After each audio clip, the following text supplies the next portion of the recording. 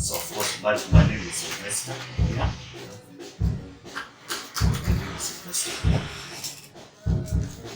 And you know I'm a teacher in this school. Yes. And I teach history and theory. And I already played. I don't know whether you can show them. This is what I mean. These are the dots. They are embossed dots. So this is what I did. I read using fingers. Okay. Yes. And then I also have a machine. I did not carry it with me, but if you want it, you can bring it later. Maybe you can take a photo for it if you want. So, and then I also use the normal phone. This is my normal phone. So we use what we call talkback. It's just normal phone. So if I put the talkback the way it has now talkback. So those who use sight and maybe you've never seen it, you cannot use it normally. So if I want you to use it, then I remove the talkback. Then you will operate it automatically. So I touch, then it will talk. There. 87% accessibility slider window volume. So this is just an example of the speech that I use. 1625. What you see on the screen, 1626. but mostly when we put talkback, it will not display most of the items on the screen. So you cannot see what I'm doing, even if you look at it. You may not see what I'm doing, you cannot follow. But it will read for me what you read on the screen. And that is also what I use when I operate my computer. So I also have one, I left it in the house. I can show you if necessary. And then for movement, if you become blind, you will be oriented. So you know, most of us actually we are born with our sight. Like me, I lost mine at around 10 years old. Then it happened that mine, I lost all the memories, so I cannot remember most of the pictures or the images that I saw before. But now we move. Our orientation is on our, what do I say? It is mental. I use by just mental movement. I know this route can take me to point A, point B, point C, and so on. So most of the time the places I go to, maybe I was oriented or I oriented myself. Like in this school, I know it because I was oriented. And also, I oriented myself when you people were away. I time when students are not in school, and the teachers are also not many in the school. So I orient myself where I know, or where I want to know, or specific places that I will be visiting. Like, I am not very familiar with the newer boarding areas, but I've gone there. I have some ideas. But I know almost all the classes of all the offices,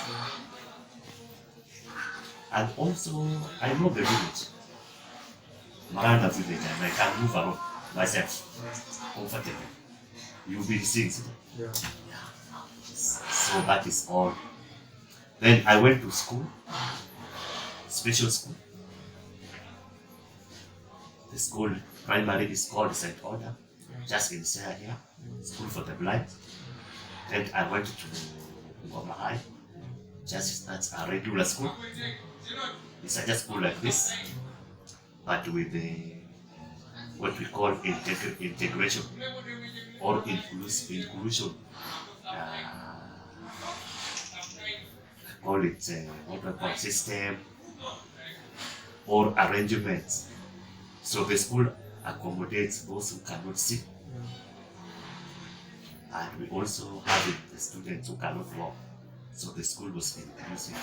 But most of them are students like you, Like during my time, I was the only blind student in the school. So we sit for the exams just as you sit, the normal exams. The only difference is this. Siwa mnaona exam, especially KCPE, unakuanga na kitu kama adapted for brain. Ndio hii sasa. So the exam is just normal. The only difference that we cannot see the diagrams. So the diagrams are brain. And what we cannot see completely and we cannot understand is usually omitted. So that is how we do it. Okay. So that is it about the lesson evacuation. Thank you very much. Yes. What are some of the challenges that you face during mobility, moving from one place to another? During? Mobility, when you're moving from one place to another. Okay, now that one comes with the what we call orientation, the normal orientation.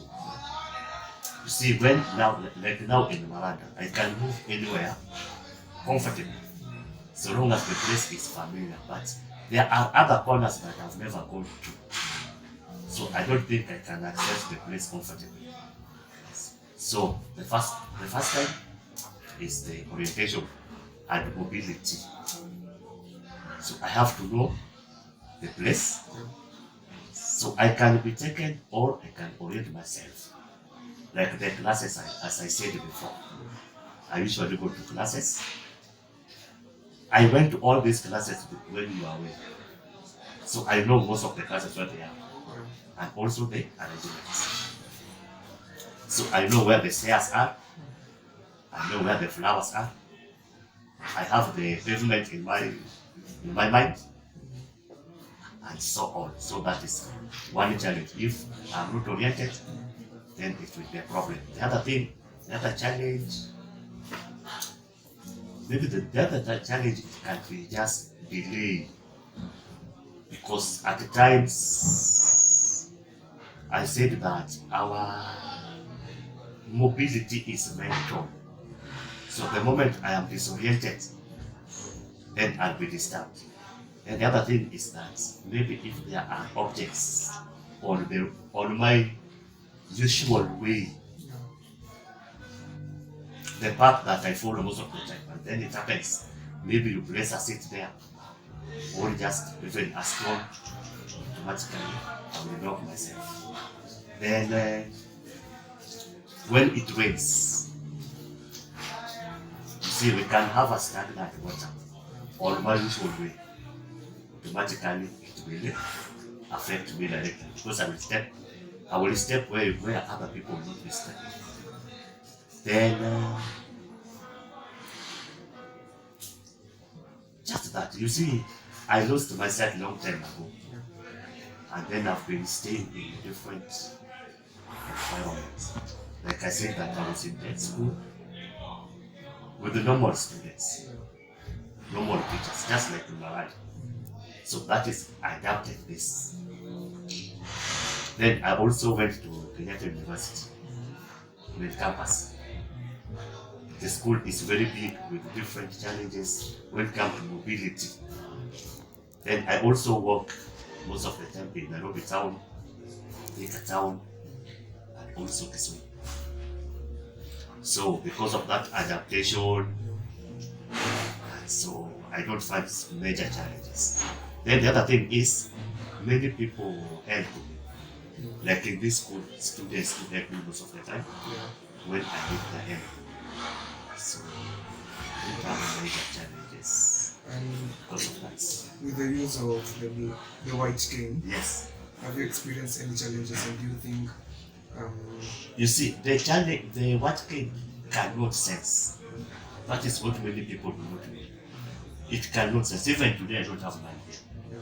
I left it in the house. It can only help you if it happens that the road that we use every day, maybe kuna trench, kadich, ama mtu ameweka kiti.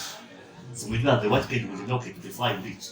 So that is how it helps. But it cannot help you where you still don't have that orientation mobility in your mind. but it can help. Because if I have it, it will knock the object before the body. So most of the time we just carry it for confidence, but we still need people to help us. But if you are working alone, that is how it helps. After you've never seen me using mine. Yeah. Sindio? Yeah. Nabebanga tu for fun. I rarely use it. But sasa tuseme nimejikuta town, that is when I use it. Because sasa town kuna barriers mingi, watu ni wengi, so I use it so that you can give me the way. Yeah. But it is useful. That is why you will rarely see a blind person not having it. So that is how it is. Do you think development of other mobility aids like the smart shoe and the hand gadget we just showed you could help solve some of the Yes, problems? of course, it can. It helps. Even our kids, like me, I have the sensor Yeah. for what kid, but I don't use it. But I have it in my house, so it can help because if it happens that the gadget vibrates automatically, I will be very careful. Yeah. Come on, in normal route. For example, from this, the moment I will leave this office to my house, I'm sure that I will not be affected in any way. But if it happens, that you can wake up, automatically, if the gadget vibrates, I will be careful before I knock it or something like that. Yes. Okay, that's all. Thank you for Yeah. your time.